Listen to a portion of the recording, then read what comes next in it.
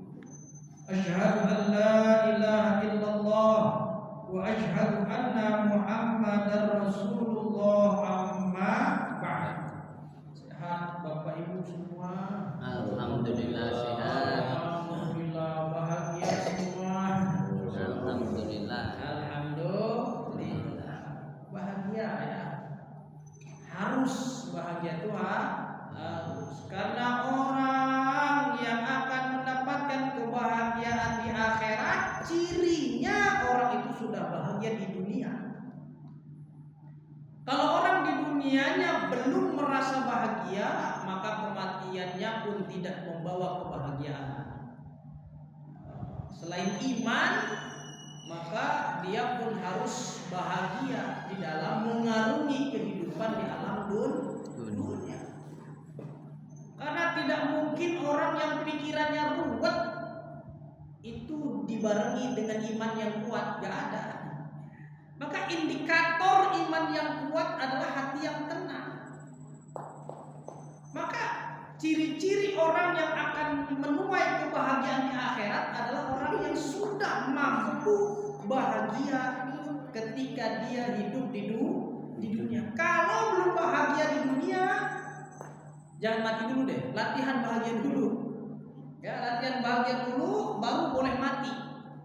Kalau sudah setiap peristiwa kita bisa bahagia, setiap kejadian kita bisa bahagia, setiap saat kita bisa bahagia, maka bilang sama Allah, kapanpun dimanapun aku siap dipanggil oleh Engkau.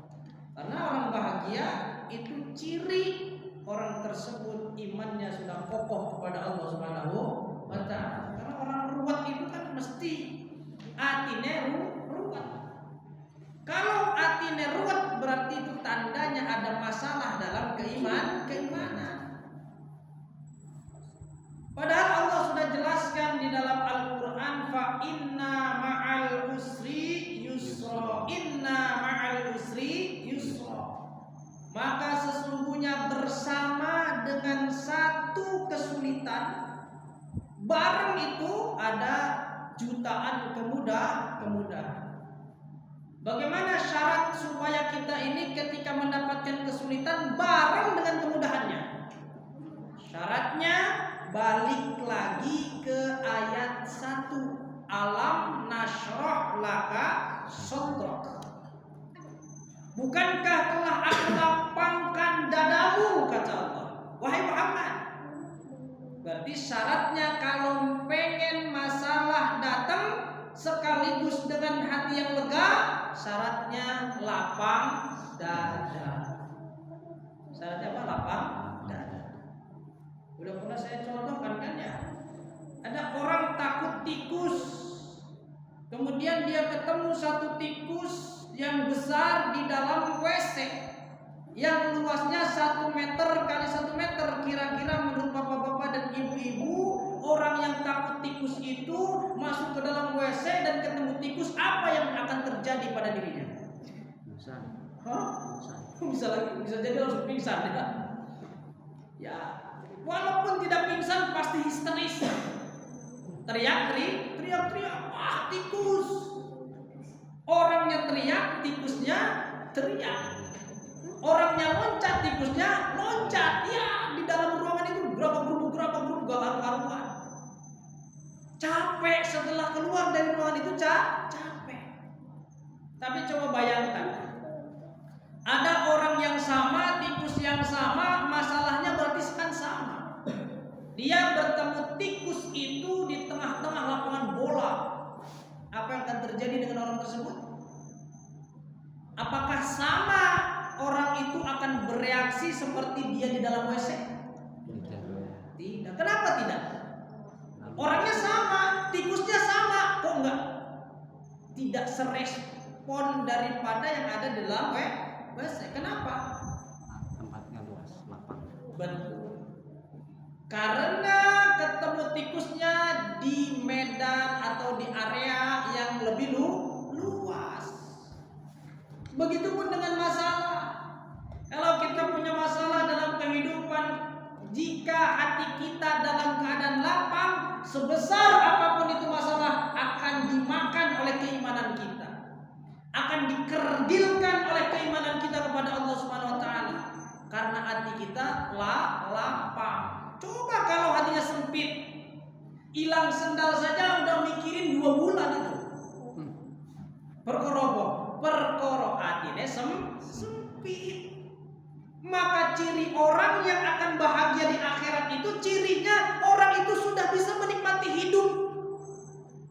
Kalau belum bisa menikmati hidup, maka jangan harap Anda akan bahagia di akhirat. Berarti orang miskin gak bisa bahagia di akhirat, Ustaz, bukan miskin patokannya. Miskin tapi kalau dia bisa menikmati hidupnya, bahagia di akhirat. Jadi kita punya patokan kebahagiaan tuh di pikiran kita pasti kaya raya gitu ya, keluarganya harmonis gitu ya. Enggak. Mana ada nabi yang jauh dari masalah? Enggak ada. Rasulullah SAW dari sebelum lahir Rasulullah sudah diuji oleh Allah dengan wafatnya ayahanda beliau, betul? Kemudian lahir beliau tidak bersama ibunya, malah disusukan kepada orang lain yang bernama Halimatus Sa'diyah, lalu dikembalikan kepada ibunya. Setelah dikembalikan kepada ibunya Sayyidah Aminah, diajaklah baginda Rasul kecil itu untuk berziarah kepada ayahnya Sayyid Abdullah. Setelah pulang dari ziarah, ibunda Aminah fisiknya ngedrop, kesehatannya menurun. Di tengah perjalanan meninggallah ibunda Rasulullah SAW. Belum nyampe rumah, di tengah perjalanan ibunya meninggal dunia. Masya Allah. Itu ujian. Apakah kesengsaraan itu dimaknai dengan kesulitan hati? Tidak.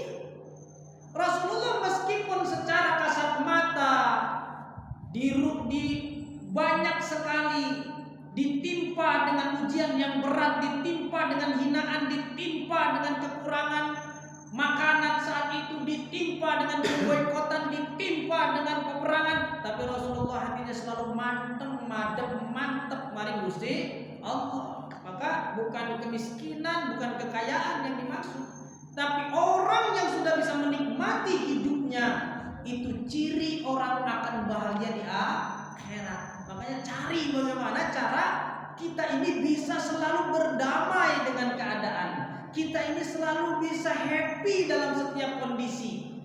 Nah, itu cari bagaimana caranya agar kita selalu berbahagia dalam setiap keadaan. Mudah-mudahan Allah berikan cahaya iman yang kuat kepada kita. Kenapa orang sekarang banyak galau? Kenapa orang zaman sekarang cepat sekali stres? Karena banyak informasi yang tidak penting justru masuk menjejali pikiran kita. Yang gak penting-penting kita dengerin, yang gak pantas-pantas kita lihat malah kita liatin. Nah, disitulah pintu-pintu di mana manusia mulai merasa pusing dengan kehidupannya. Dulu Pak, nyawang wong sugih itu cuman paling aduh itu paling tonggonet tok. Nggih. Paling cuman tetangganya doang, oh tangga saya sebelah sono, RT sebelah sana ada orang kaya. Udah itu mentok zaman dulu. Tapi sekarang kita bisa melihat kesenangan-kesenangan orang, betul enggak? Akhirnya kita FOMO, pengen kayak orang lain sementara diri kita ini tidak sanggup untuk mencapai kekayaan itu. Akhirnya yang terjadi apa? Yang terjadi kebingungan, stres, kecemasan. Pengen kayak orang lain tapi nggak berbuat apa-apa. Itu kan stres. Ya al-jununu funun. Gila itu bermacam-macam. Maka banyak orang stres, orang yang lelah pikirannya, orang yang capek jiwanya. Kenapa? Karena imannya tidak dikuatkan kepada Allah Subhanahu wa Ta'ala. Lalu kita tanya, bagaimana sih cara menguatkan iman? Apakah dengan ilmu? Ilmu itu apa ya? Ilmu itu bisa jadi dua mata pisau. Ilmu kadang bisa menjadikan seseorang ragu dan bisa membawa seseorang menjadi yakin. Apa yang bisa membuat orang benar-benar yakin? Yang benar-benar yakin adalah sifat kepasrahannya, kepercayaannya kepada Allah. Nah, menimbulkan keyakinan itu gimana? Husnudzon. Udah husnudzon. Urutannya tadi ya. Ilmu itu kadang membuat orang ragu dan juga bisa mengantarkan orang kepada keyakinan. Lalu apa yang mengantarkan orang kepada keyakinan? Itu adalah husnudzon. Udah pokoknya berprasangka baik aja sama Allah. Apapun kejadiannya, berprasangka baik dulu sama Allah, maka keyakinannya akan tumbuh. Kenapa? Karena Allah akan pupuk dia dengan hikmah. Allah akan berikan cahaya kepada kehidupannya sehingga kemantapannya semakin mantap kepada Allah. Tapi kalau udah kendor duluan, ya Allah. Ya kemarin ada yang sampai bertanya dengan Ustaz,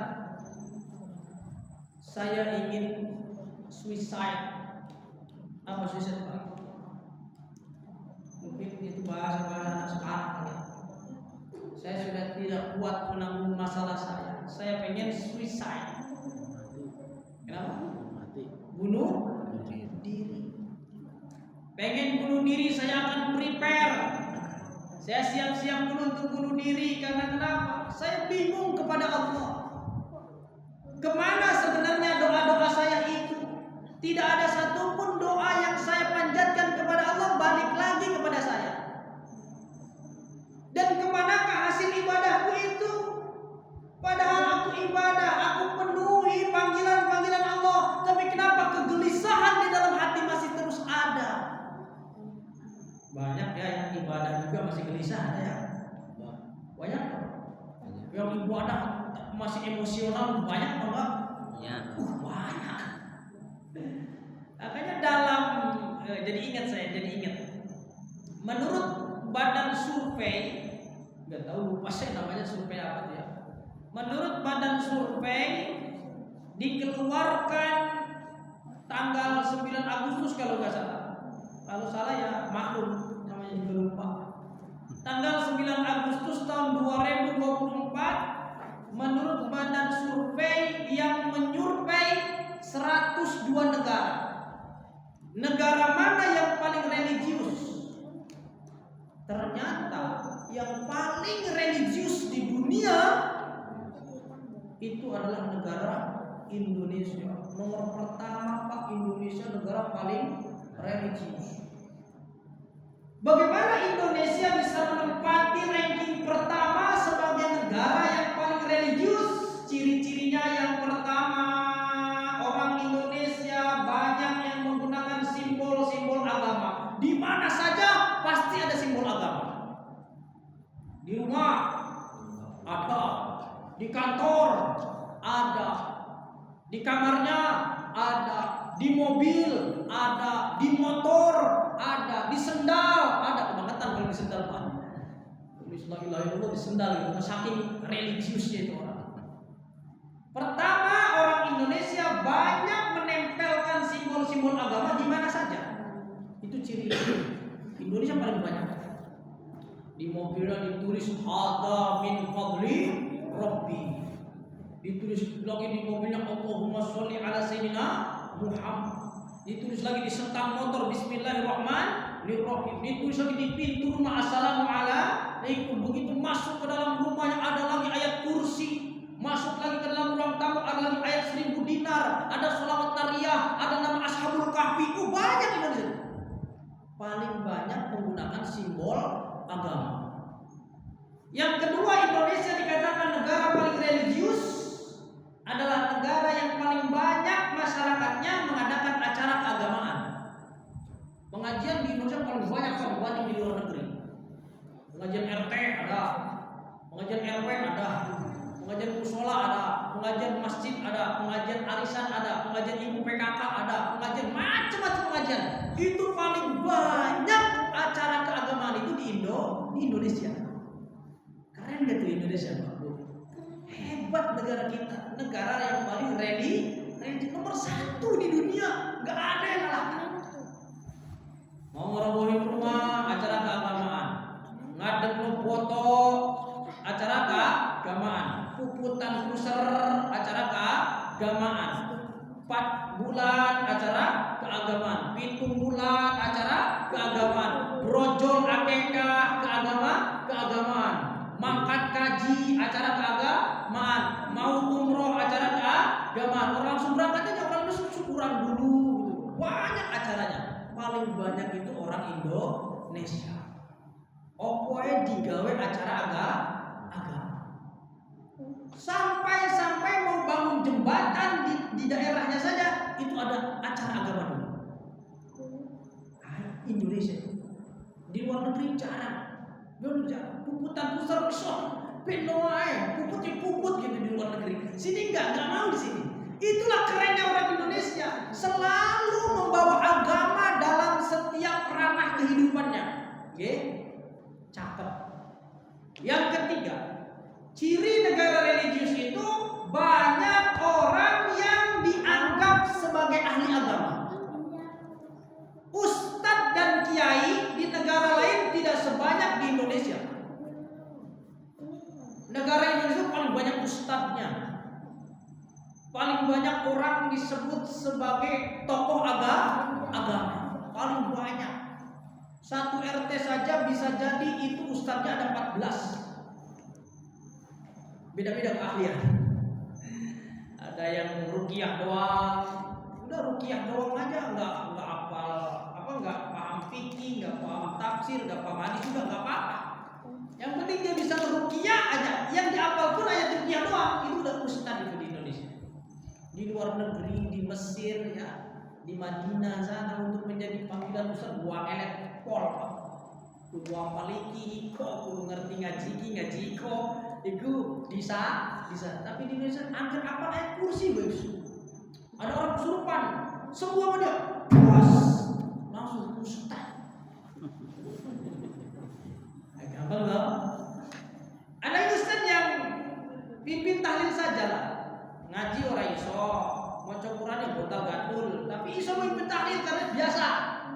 Akhirnya bisa tawasul, jadi ustaz. Paling banyak di Indonesia itu orang yang dianggap sebagai ahli agama. Mana-mana pakai peci, pasar pakai peci, ke mall pakai peci, sarungan pisan, ya udah ustaz. Padahal ngaji baru ikro 5. Jadi indikator ciri-ciri yang ketiga negara yang paling religius adalah orang-orangnya banyak yang disebut sebagai ahli agama. Ning dia ono bocah cilik sing iso ceramah, jarang. Cuma di Indonesia ada Pildacil. Ya, cuma di Indo, bocah cilik iso ngomong pinter-pinter ngomong itu Indonesia. Bahagialah ibu jadi orang Indonesia. Negara paling religius sedunia. Ini jam berapa ini? Bisa jam berapa? Takkan orang ini. Sesuai lah ya. Ini cerita badan survei. Kemudian disurvei lagi dari berbagai macam negara. Tadi yang religius, paling religius adalah negara Indonesia, paling agamis orang Indonesia. Yang kedua negara mana? Yang kedua adalah negara Senegal. Itu paling religius, Senegal. Ternyata Senegal itu banyak masang simbol agama, juga banyak ngadain acara agama itu di Senegal. Yang ketiga yang paling religius adalah Pakistan. Menang Indonesia Pak daripada negara-negara yang lain, menang nomor satu.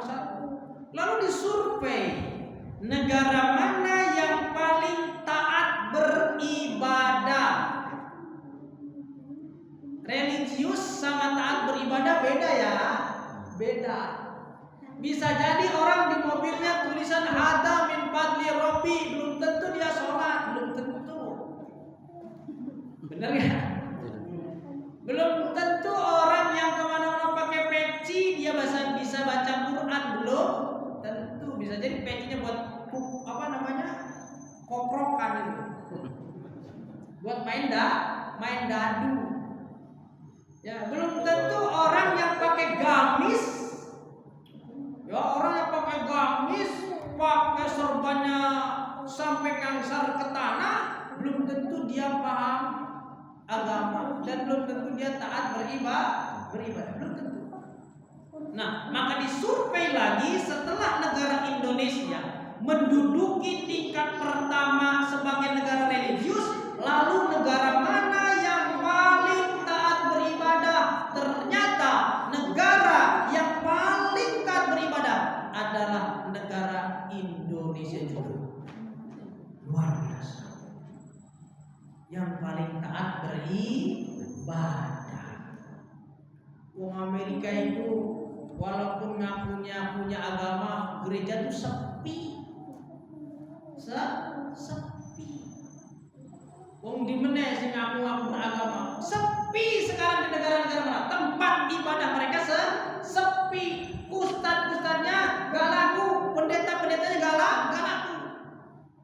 Indonesia.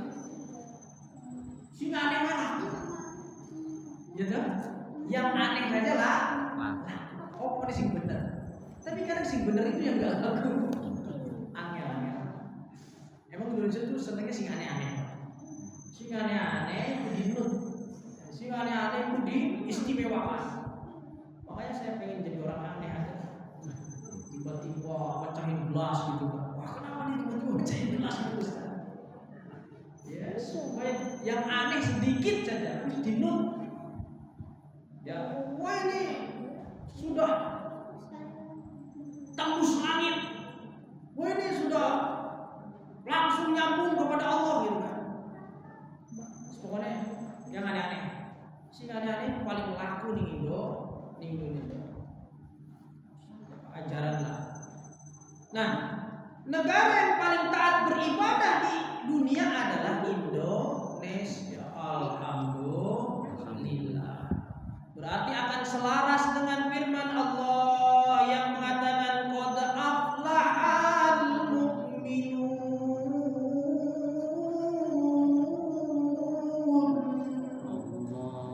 Qad aflaha teman-teman bejo. Sinten al-mu'minuna piro-piro wong kang beriman, benar-benar bahagia orang yang beriman. Berarti orang Indonesia ini adalah orang yang paling bahagia, yang paling urusan-urusannya itu selalu dianggap enteng. Berarti negara yang paling bahagia di dunia itu juga Indonesia. Kan paling religius dan paling taat beribadah. Ternyata bukan. Kenapa negara yang paling religius ini, kenapa negara yang paling taat beribadah ini tidak memimpin dunia dan tidak menjadi negara yang paling bahagia di dunia? Dan ternyata negara yang paling ricuh, yang paling banyak menerima hoax menjadi sebuah perpecahan, itu adalah negara Indonesia juga. Anjir juara apa? Tapi pas giliran negara yang paling bahagia di dunia, sinten Pak? Swiss Pak. Ada lagi yang pernah baca negara lain? Ya, universitas apa tuh? Yang di Amerika, Oxford di Inggris apa tuh? Di Inggris sama di Amerika? Oxford apa tuh namanya? Inggris ya, di London ya, di London kan? Oxford apa itu bacanya? Ya gitu, Oxford ya. Saya sering ngomong bahasa Inggris salah, makanya disalahin dulu sama istri saya. Pak, belajar bahasa Inggris apa gitu? Ya seperti paham. Oxford ya. Ada Universitas Oxford mengadakan penelitian negara yang paling bahagia di antara 134 atau berapa? Saya juga lupa. Nomor 1 negara yang paling bahagia adalah negara Finlandia. Finlandia itu negara paling bahagia. Apa ciri-ciri negara yang paling bahagia? Yang pertama, mereka puas dengan pajak yang kembali kepada masyarakatnya. Puas dengan pemerintah. Indonesia orang puas-puas. Rumah demo terus. Kritik, gak puas-puas. Orang Finlandia itu puas dengan pemerintahan. Itu ciri pertama, negara paling bahagia. Ciri kedua, negara yang paling bahagia, mereka sudah tidak terlalu memikirkan kesehatan. Udah gak ada was-was masalah kesehatan, tidak ada di sana. Karena dari obat, dari uang inap, dari apapun tindakan yang ada di rumah sakit sudah benar-benar ditanggung oleh pemerintah, seberat apapun sakit. Maka mereka pun tidak terlalu cemas, tidak terlalu khawatir dengan urusan kesehatan. Dan negara Finlandia ini jadi ngomong negara ya Bapak ya, karena tadi urusannya iman, masalah iman. Bebas. Hah? Finlandia bebas. Sekarang bebas. Oh enggak bebas. Ya, Finlandia kenapa dinobatkan sebagai negara paling bahagia? Karena dia negaranya memperhatikan kebersihan udara. Udara itu benar-benar diperhatikan, Pak. Maka mereka menjaga hutan-hutan, menjaga penghijauan untuk apa? Supaya udaranya makin sehat. Sementara kita napas itu lewat oksigen. Kalau oksigennya kotor, maka tubuhnya jadi tidak sehat. Kalau tubuhnya tidak sehat, maka pikirannya pun tidak sehat. Kalau pikirannya tidak sehat, maka mentalnya tidak sehat. Kalau mentalnya tidak sehat, berarti imannya pun terindikasi tidak sehat. Jadi udara benar-benar jaga. Lalu yang kedua, menjaga airnya. Mereka menjaga air, Pak. Boleh di-searching Bapak-bapak ya, kapan-kapan anaknya suruh coba lihat deh negara Finlandia kenapa sih jadi negara paling bahagia di dunia, kenapa? Ada airnya, air minumnya. To life we need water. Untuk hidup kita butuh air. Karena 70% dari tubuh kita adalah air. Kalau air yang diminum ternyata tidak sehat, maka akan sel-sel kita pun tidak sehat. Kalau tidak sehat, kembali lagi ke pikiran tidak sehat. Kalau pikiran tidak sehat, kembali lagi kepada mental tidak sehat. Makanya orang Indonesia itu religius, taat agama, tapi emosional. Pikirannya itu nggak sehat. Kalau pikirannya nggak sehat, emosinya pun nggak sehat. Coba lihat, pagi-pagi di setiap pintu terdengar ibu-ibu marah kepada anaknya.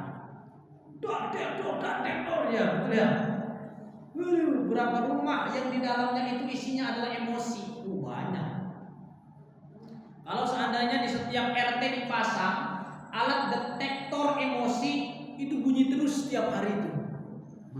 Setiap ada orang emosi di wilayah itu akan bunyi nih alarm, itu bunyi terus. Kenapa? Karena di Indonesia hampir orang itu emosional. Bahkan di jalanan yang paling banyak orang tuh emosi mulu. Bener gak? Di jalanan orang tuh emosi aja bawaannya. Keselak sedikit emosi, kesenggol sedikit emosi, lampu merah kagak nyala-nyala hijaunya emosi, kereta lewat emosi, nenek-nenek nyebrang emosi juga. Wah, ini nenek-nenek pakai lewat segala lagi emosi. Gampang emosi. Kenapa? Padahal negara kita paling religius dan paling taat beribadah. Woi, kenapa itu? Kok tidak terolah jiwanya, tidak terolah hatinya, tidak terolah pikirannya? Kenapa? Maka orang itu bertanya, kemana doa-doaku? Kemana imbas dari ibadahku? Apakah hanya sekadar iming-iming pahala? Apakah ibadah hanya untuk pahala? No. Justru ibadah itu untuk kita bisa berdamai di dunia dan sejahtera di akhirat. Oh, nggak efek gitu, heran. Bahkan ngaji saja banyak penceramah emosi, saling menghina, menganjing-anjingkan orang, membinatang-binatangkan dia yang lain. Ya Allah, naudzubillah min. Tadinya mau masuk saya ke maulid nih, cuman waktu udah mepet. Dari situ kita masuk ke dalam laqad kana lakum fi rasulillahi uswatun hasanah. Wis ya, negara itu yang paling bagus berarti Finlandia. Airnya bersih, udaranya bersih, kesehatannya terjamin. Dan negara Finlandia pendidikan dari mulai TK sampai kuliah gratis, tis gak ada lagi apa-apa. Gratis semua. Ya, ngalih. Sing pengen ngalih ya, aku tetap di Indonesia walaupun hingar-bingar pengennya senang gitu ya. Walaupun rindu tetap jagungan bareng ya. Indonesia negara dagelan ya. Apa namanya, bangsa yang perlu bercanda. Itu kalau orang Indonesia tidak punya daya humor yang tinggi, stres semua orang Pak. Ya baru ribut. tukang ceramahnya ribut, tukang politiknya ribut. Apa boleh bikin ribut di Indonesia? Untung di Indonesia ini seribut-ributnya aja bisa bikin bercanda. Banyak gambar-gambar candaan, banyak kata-kata bercanda, itu menetralisir kita. Alhamdulillah. Terima kasihlah kepada bangsa kita yang humoris ini ya, yang lucu, bangsa yang lucu, yang sering bercanda. Nah, laqad kana lakum fi Rasulillahi uswatun hasanah. Laqad kana yaktine teman-teman ono. Ingat simak ya. Laqad kana yaktine teman-teman ono. Lakum kanggo sira kabeh. Buat siapa? Kita semua. Fi Rasulillahi ing dalem Rasul Allah, ing dalem utusane Gusti Allah. Napa sing ana uswatun tulodo? Apa tulodo? Contoh. Bahasa kerennya pattern. Bahasa sederhananya model. Di dalam diri Rasulullah, di dalam kehidupan Rasulullah, uswatun ada contoh, ada model, ada pattern, ada tauladan hasanatun yang sangat baik. Teladan yang ada dalam diri Rasulullah bukan teladan yang baik, tapi teladan yang sangat baik. Contohnya baik bagaimana? Contohnya kalau orang itu baik, dikasih sama tetangganya sayur sop, dia nanti ngasih lagi kepada tetangganya yang ngasih, itu namanya baik. Tapi Rasulullah tidak. Rasulullah mampu memberi kepada orang yang tidak pernah memberi. Rasulullah mampu memberi kepada orang yang membenci. Itu grade-nya premium. Akhlaknya Rasulullah itu grade-nya paling tinggi. Maka bukan good, tapi great. Rasulullah punya akhlak bukan baik, tapi di atas baik. Apa namanya bahasa Inggrisnya? Lebih baik gitu ya. Bahasa Inggrisnya nih pengen keren gitu kan. Jadi sesuatu yang lebih baik gitu tingkatannya. Rasulullah itu bukan hanya baik, tapi Rasulullah itu sangat baik. Ada makanan, ya makanan itu baik, tapi ada makanan yang kelasnya lebih baik. Itu disebut premium, mungkin bahannya premium. Itu Rasulullah tingkatnya lebih. Sabarnya Rasul lebih sabar daripada orang lainnya di dunia ini. Tawakalnya Rasul di atas orang yang tawakal di dunia ini. Ikhlasnya Rasul di atas orang ikhlas yang ada di dunia ini. Maka grade-nya akhlak Rasulullah itu suatu hasanah, teladan yang sangat baik di sisi Allah Subhanahu wa taala. Itu bisa kan? Bisa. Ya, sedikit aja, setengah menit. Apa yang dapat kita contoh dari uswatun hasanahnya Rasulullah SAW? Satu aja dulu malam ini, satu aja. Falyakul khairan aw liyasmut. Rasulullah punya prinsip ngomong yang baik-baik saja. Kalau nggak ada perkataan yang baik, maka lebih baik diam. Itu prinsip Rasul. Maka Rasulullah ditulis di dalam sejarah. Tidak pernah di dalam lisannya dari lahir sampai meninggal dunia lisan Rasulullah menghina orang, tidak pernah. Keren itu Nabi. Kita mana tahan. Tiap hari aja harus ada korban. Benar nggak? Gemuk amat sih tuh orang. Ada baik. Ibarat kata orang betul cocoknya tuh ada baik. Kita nggak tahan. Selalu harus ada korban setiap hari dari lisan kita, benar nggak? umat Nabi katanya. Serpolah. Pertama, falyakul khairan aw liyasmut, ngomong yang baik, kalau nggak bisa diam. Maka Rasulullah mengatakan salamatul insan fi hifdzil lisan, selamatnya manusia itu tergantung dia dapat menjaga lisan. Kenapa? Dari omongan bisa mencelakakan dirinya, atau dari ucapan bisa mencelakakan orang lain. Betul apa tidak? Tadi siang saya lewat di depan TPM pakai mobil. Lalu ada bocah pakai motor kabut luar biasa. Bocah SMP, kira-kira kelas 1 SMP, kelas 7 ya.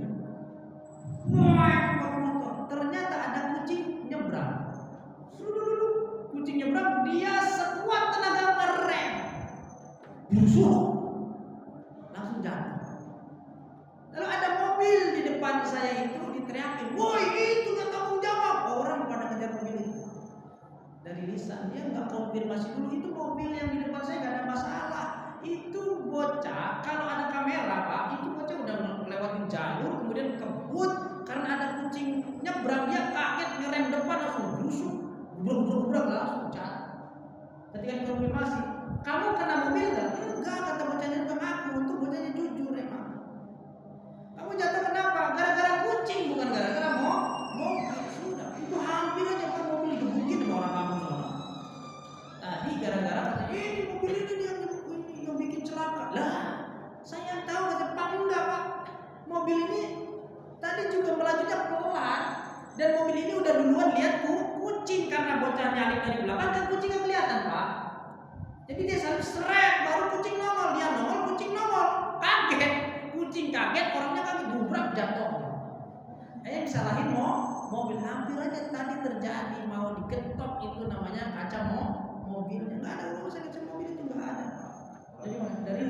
Dari lisan bahaya. Lisan nuduh orang bisa merugikan orang lain, dan lisan ketika mengucapkan juga bisa danger, bahaya untuk diri sendiri. Ngomong asal jeblok aja bisa jadi dirinya dibunuh di tempat yang sunyi nanti. Siapa katanya orang ngomong begini, saya cegat di tengah jalan, saya gorok di tengah jalan, gara-gara ngomongnya sembarangan. Itulah bapak-bapak yang dirahmati Allah Subhanahu wa taala. Malam hari ini kita dapat satu uswatun hasanah, yaitu Rasulullah selalu menjaga lisan. Belum hasanah yang lain, belum uswatun hasanah yang lain. Nanti mohon izin saya langsung ke CBL ya. Itu saja. Allahul muwaffiq. Ada yang bertanya? Ini musola enggak nyewa ini ya? Enggak nyewa kan? Nyewa ke sini kan? Iya, maksudnya perpanjangan waktu. Kalau ada yang bertanya silahkan gitu. Ada yang bertanya enggak? Kalau nyewa kan diusir. Ya sama. Kucing ini saya sering terjadi. Oh iya, ini bagus. Jadi pernah mati juga sih. Ketabrak. Ya pasti saya tabrak daripada saya celaka. Iya. Apa bedanya? Orang dia ada suatu orang binatang. Iya. Dia saya tabrak aja daripada saya celaka di kubur. Ya, Tapi setelah itu saya pinggirin, ya saya kubur. ya itu namanya akhafud darurain. Ketika kita dihadapkan dua perkara bahaya, ini ada dalilnya, ada rumusnya. Ketika kita dihadapkan dua perkara yang bahaya, maka pilih akhafud darurain, yang paling minim bahayanya.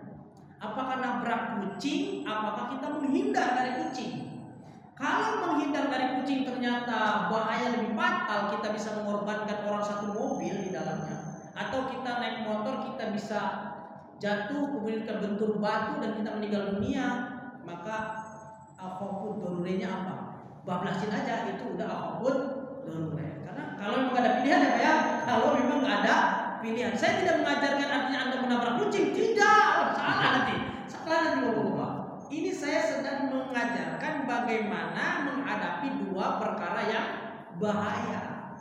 Maka dalam Islam ambillah akhafud darurain. Mana yang paling ringan bahayanya? Kita tabrakin saja ke kucing, apakah kita menghindar dari kucing? Tapi mudah-mudahan sih selamat setiap saat. Amin ya rabbal alamin. Itu mah cerita ya, Bapak cerita gimana tuh ya, udah mengambil langkah yang tepat. Soalnya begini Pak Ustaz, maaf. Iya. Jadi setelah nabrak kucing itu karena saking percaya dengan Rasul, Oh iya. Kita nggak fokus pikirkan kucing itu mati apa enggak, kucing itu mati apa enggak. Nah, ya itu terenggak. Konsentrasi ini enggak kita bawa kendaraan kan pikirannya kucing kan juga pikir jalan. Itu bahaya nggak? Ya, itu bahaya ya. Nah, bahaya lagi. Ya berarti bagaimana? Apa kamu menghindar dari kucing apa nabrakin kucing? Kalau ternyata nabrakin kucing malah kepikiran sampai 5 bulan, malah jadi stres. Iya. Bapak, gimana caranya ya menghindar dari kucing tapi selamat lah. Ada yang bahayanya jadi ringan, entah itu motor spakbornya yang pecah, bapak tetap selamat ya nggak apa-apa. Mendingan motor yang dikorbankan, mendingan mobil yang penyok gitu ya.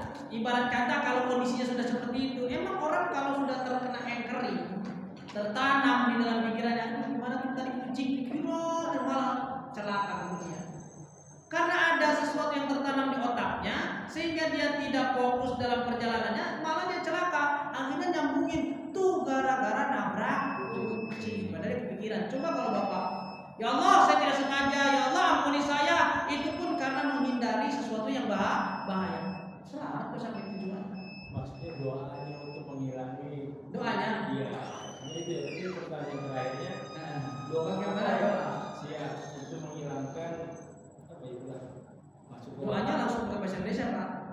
Doanya menyadarkan diri, ya Allah saya tadi tidak sengaja, gitu aja. Doanya, ya Allah tadi saya tidak sengaja. Engkau juga tahu apa yang aku niatkan ya Rabbi, dan Engkau tahu ya Rabb, maka berikan aku ketenangan pikiran. Udah, tarik nafas ya Pak. Habis itu hembuskan. Udah istighfar, astagfirullah. Udah jalan aja. Kasih anchor lagi, kasih penanaman konsep yang lain. Kalau konsep pertama kan kita kepikiran terus, nah, ganti konsepnya. Saya tidak sengaja kok ya Allah, Engkau juga maha tahu ya Allah. Nah itu udah nikmat, udah kita aman. Kata Allah, ibarat kata kita seolah-olah mendengar Allah. Iya, saya juga ngerti kok kamu tadi kenapa. Udah jalan aja. Ibarat kata kita seolah-olah mendengar Allah seperti itu. Nah, ya udah jalan aja, jadi tenang. Dulu aja seperti itu aja. Jadi bikin konsep yang lain di pikiran kita. Jangan berpikiran baik. Ntar malah apa malas, malah jadi sakit tuh kan gara-gara nabrak kucing jadi sakit gitu. Karena pikirannya yang bikin sakit. Itu saja ya yang bisa sampaikan. Assalamualaikum warahmatullahi wabarakatuh. Waalaikumsalam warahmatullahi wabarakatuh.